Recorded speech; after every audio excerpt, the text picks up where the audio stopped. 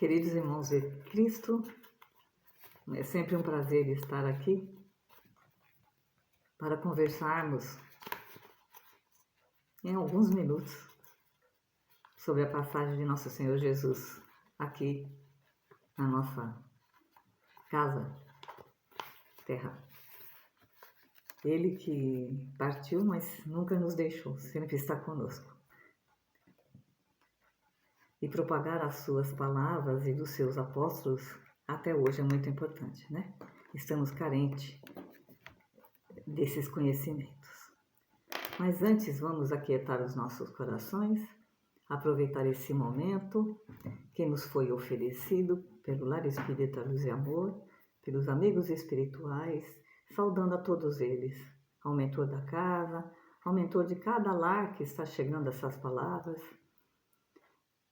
iluminando também a nossa alma, os nossos corações, para que este aprendizado possa ser gotas de luz em nossas vidas, curando, Senhor, as nossas chagas morais e as nossas dores físicas. Abençoado seja, Senhor, a todos que até hoje propagam a boa nova.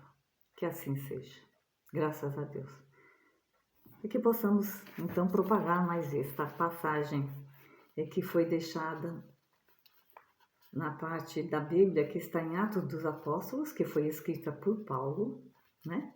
Atos dos Apóstolos é tudo que veio depois da morte do Cristo, né? Depois dos 4 evangelhos, os apóstolos saíram a pregar o evangelho do Cristo, senão não chegaria até hoje. Principalmente Paulo, né, que foi um grande propagador, mas todos os apóstolos propagaram, eles fizeram também muitas pessoas que, através das palavras que eles levavam, também se tornaram um propagador desta mensagem, não é? Até hoje nós estamos tentando programar essa passagem, essas mensagens, de amar a Deus sobre todas as coisas e ao próximo como a ti mesmo.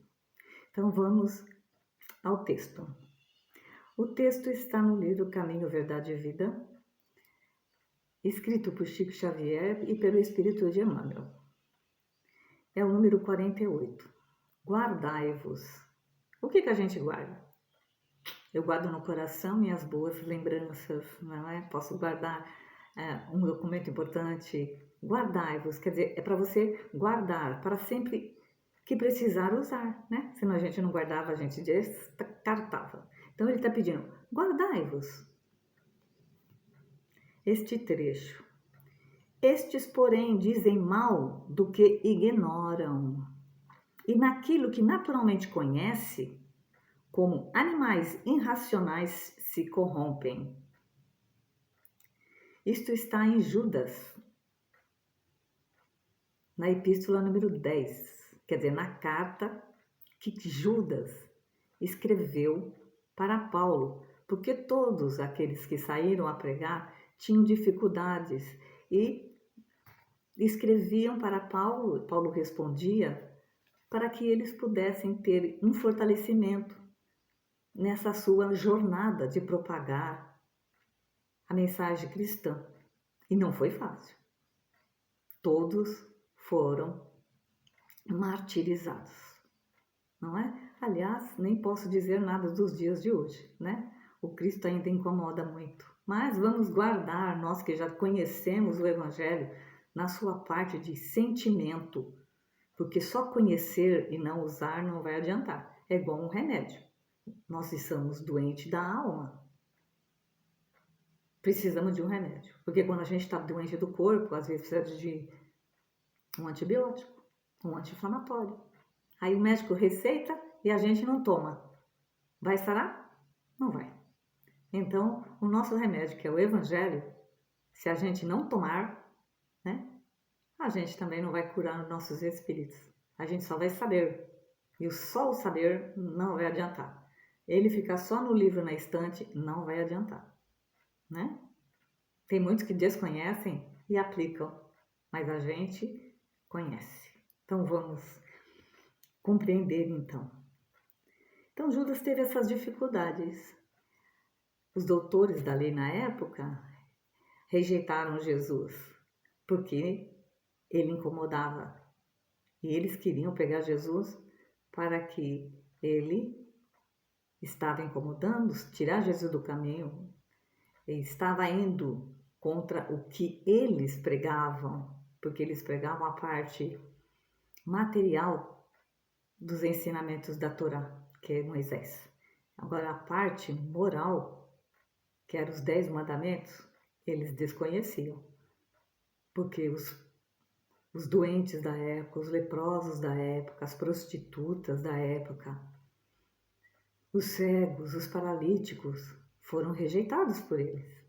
Então, como é que Jesus manda amar a todos, se eles achavam que eles eram impuros?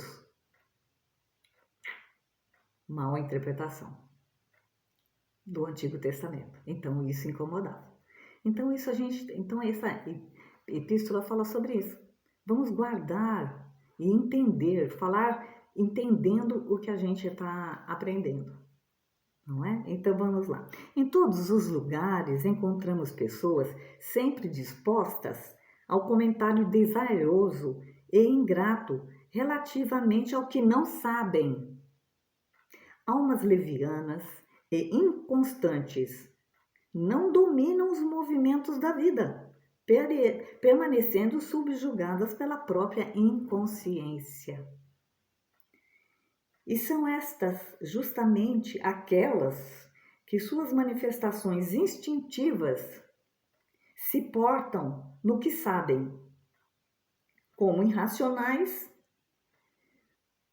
e sua ação particular costuma corromper os assuntos mais sagrados. Insultam as intenções, atacam as intenções mais generosas e ridicularizam os feitos mais nobres. Guardai-vos das atitudes dos murmuradores, de irresponsáveis. Concedeu-nos o Cristo a luz do Evangelho, para que a nossa análise não seja e esteja fria e obscura. O conhecimento com Jesus é claridade transformadora da vida, conferindo-nos o dom de entender a mensagem viva de cada ser e a significação de cada coisa no caminho infinito. Somente os que ajuizam acerca da ignorância própria, respeitando o domínio das circunstâncias que desconhece, são capazes de produzir frutos de perfeição com as dádivas de Deus que já possuímos. Vamos começar já pela parte dessa última parte. Nós somos espíritos, não é? Imortais. Todos criados por Deus. Mas a gente não pode esquecer que nem todos foram criados no mesmo momento. Então Deus continua criando. Então tem espíritos que já têm uma bagagem enorme. Exemplo do nosso Mestre Jesus. Mas tem aqueles que estão ainda saindo da mão de Deus. Então ainda ignoram muitas das coisas. Então nessa diferença a gente está no meio, ainda não somos espíritos perfeitos, mas também já temos algum conhecimento. Mas tem aqueles que desconhecem mais do que a gente.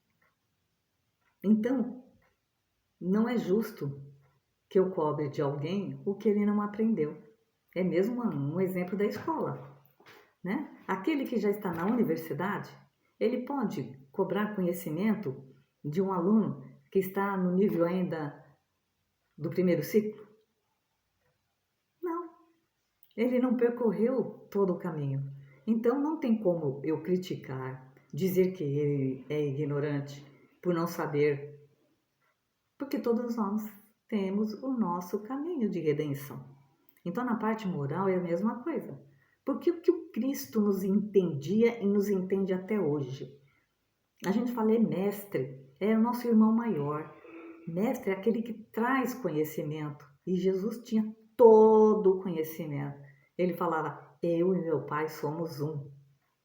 Então é nesse conhecimento que ele traz que nós temos que absorver para o nosso dia a dia e tomar cuidado com as nossas palavras, né?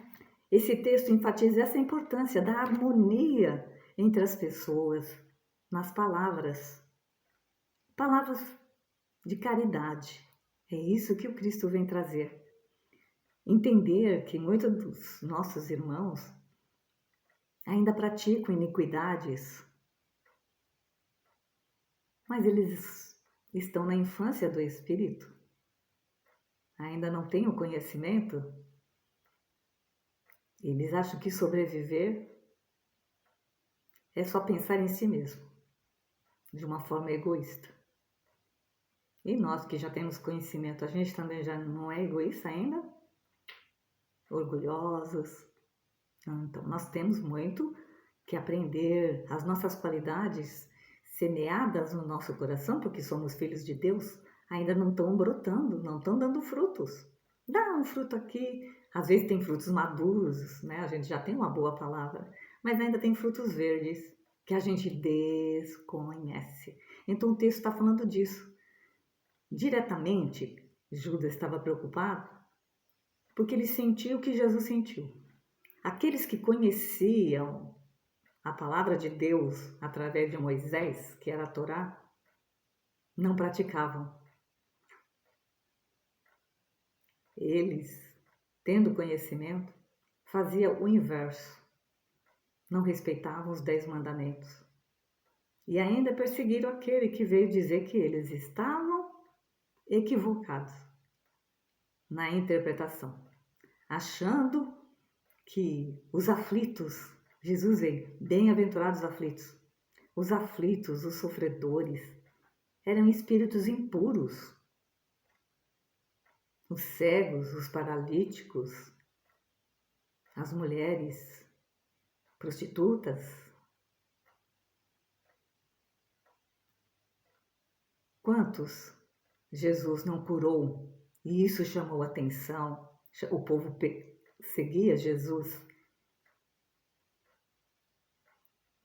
Mas, na interpretação deles, Jesus era um qualquer. Eles não reconheceram em Jesus o rei que deveria vir.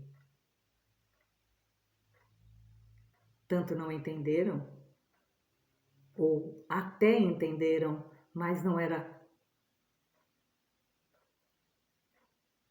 certo eles terem esse entendimento, porque eles teriam que mudar de atitudes. Então, aquele que conhece o Evangelho, necessariamente precisa fazer uma reflexão sobre as nossas atitudes. O que eu estou fazendo aqui? Não é? Como foi colocado também no texto, né?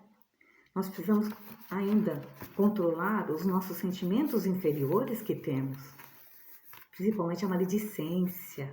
Por isso que ele coloca, né? As pessoas falam de uma da outra sem saberem o que está no coração das pessoas. Como eu posso julgar um irmão meu numa situação? Julgar um fato? Se eu não conheço a verdade daquele ser, não conheço o entendimento que ele tem das coisas. E quando nós, na nossa ignorância, propagamos, né, através de uma conversa e outra, às vezes dentro de família, não acontece isso? Ah, acontece. Aí eu falo assim, olha, você viu o meu irmão, o que ele fez? Não sei. Aí fala assim, mas ele fala suavemente. Ah, ele é bom, né? O outro fala assim, ah, não, eu gosto muito do seu irmão. Ah, mas fulano é bom mesmo. Mas eu ouvi dizer que ele fez isso, aquilo. Propagando coisas que às vezes foi trazida a ele e ele nem tem conhecimento dos fatos. Mas propaga. Através de quê? Às vezes da inveja. Às vezes as pessoas invejam e quer denegrir a imagem do outro, mas que seja até verdade. Cabe a nós ficar julgando o nosso irmão? Somos juízes? E além de julgar, a gente condena? E a gente não dá a chance dele estar participando da conversa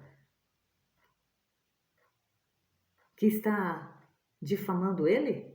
Ele não pode se defender? Então, esses instintos vai prejudicar, essa vontade de querer falar, vai prejudicar a quem? A gente sabe que a importância do pensamento que depois se transforma em palavras vão marcar os nossos espíritos. Se forem palavras consoladoras, se forem palavras de auxílio, se forem palavras que vão trazer o crescimento para o nosso irmão, ajudá-lo nas dificuldades. Um exemplo, eu mesmo tive há pouco tempo o desencarne de uma pessoa da minha família e eu pude levar esse conhecimento, auxiliando a compreender que a vida não termina com a morte, que nós não estamos sozinhos e que nós vamos ter a continuidade dessa vida. Então vamos guardar esses ensinamentos de propagar o que a gente sabe e não dar palpite no que a gente ainda não sabe e não conhece. Respeitar a idade e a maturidade espiritual de cada irmão nosso, começando por os mais próximos, né? Ao próximo, Jesus fala, amar ao próximo como a ti mesmo. O próximo, ele não está pedindo ainda para amar todo mundo, mas o próximo, aqueles que chegarem por nós, até nós, principalmente família, amigos, no trabalho, no dia a dia, um sorriso de um bom dia faz diferença para aquele que ainda está, né? A gente às vezes encontra algum amigo e ele nem olha para a gente, mas a gente dá bom dia, a gente deseja realmente um bom dia. Então é essas palavras de vida eterna que vão nos auxiliar também a conquistar em nós esta luz que buscamos, a prática do Evangelho. Ele não é essa prática de conhecimento não é um livro que vai ficar na estante. Ele precisa ser colocado em prática. Obrigado pela oportunidade, Senhor, por mais esse dia. Felizes estamos de te conhecer e de poder caminhar sob a sua luz. Luz que ainda não temos, mas que estamos, através do conhecimento do Consolador, nos iluminando dia a dia. Obrigado e até a próxima. Que assim seja.